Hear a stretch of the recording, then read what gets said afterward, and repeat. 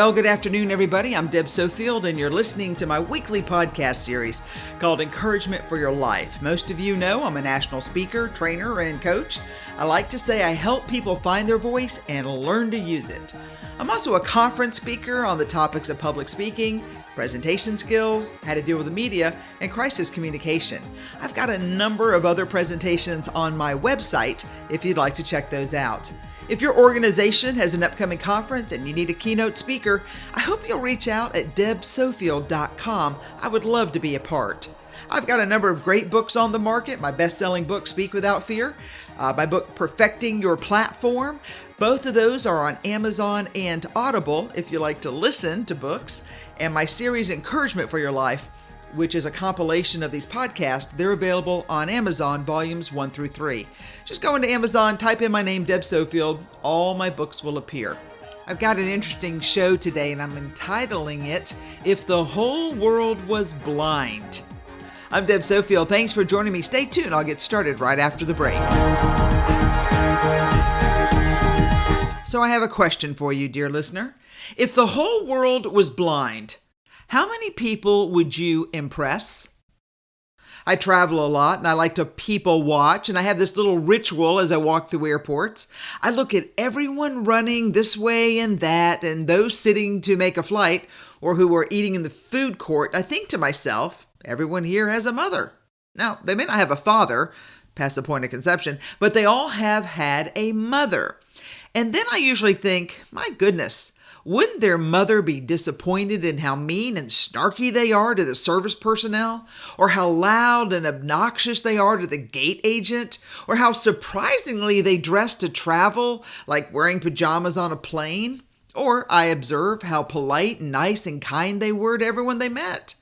Unfortunately, I don't see many of those people. But I do occasionally hear a nice comment at the airport for somebody who's done something kind.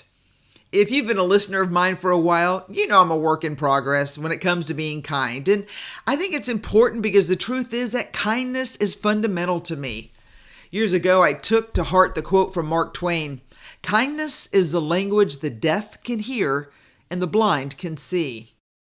I actually think about that, and I think about those words when I want to yell at someone for driving like a maniac or too slow down the road, or those who throw out trash or cigarette butts from their car window, or who take an extra long time going through a drive-through, acting like they've never seen coffee options before. People.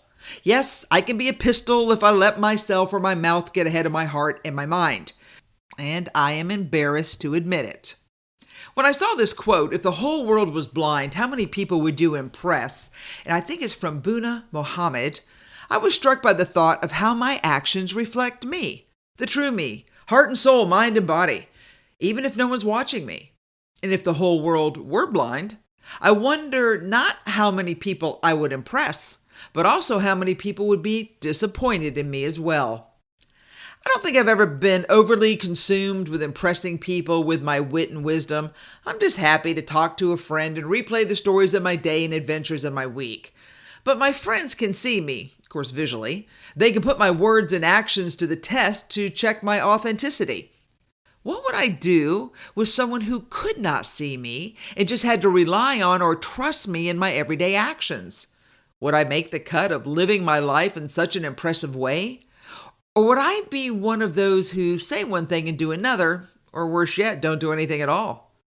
Today, as I reflect on my words and actions, I want to implore you to stop and think about how your actions affect others and if your actions are aligned with your words. Some of you may have created a difference between, who you are and what you say and what you do. And those who have, hear me, you now have a dichotomy of actions and words that no one's going to be impressed by. No matter how good you look, how hard you try, until you bring your words and actions into alignment, people will be confused. Be mindful that not only will no one listen to your message, but also, I suspect, not many people are going to follow you.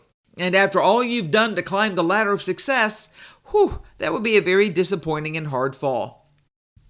More so lately, as I've looked around and watched our current crop of leaders in business and politics, school or places of worship, I'm not so sure we're winning the battle of the minds by our actions. Why? Because actions do speak louder than words. And for many talking heads, their words ring hollow.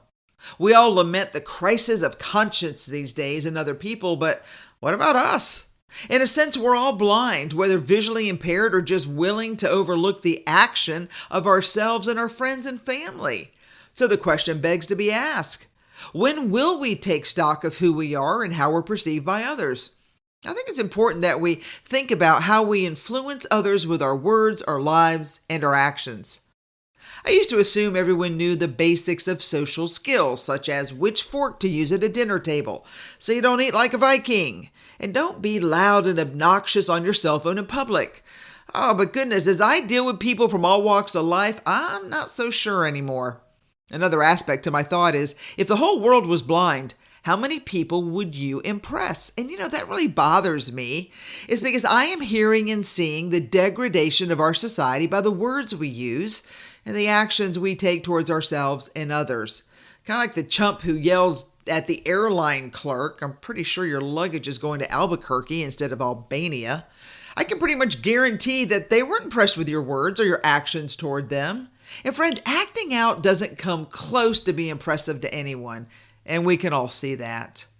When I mention the degradation toward self, I am consciously aware when I see and hear people say things about themselves like, "I'm no good at," and you fill in the blank.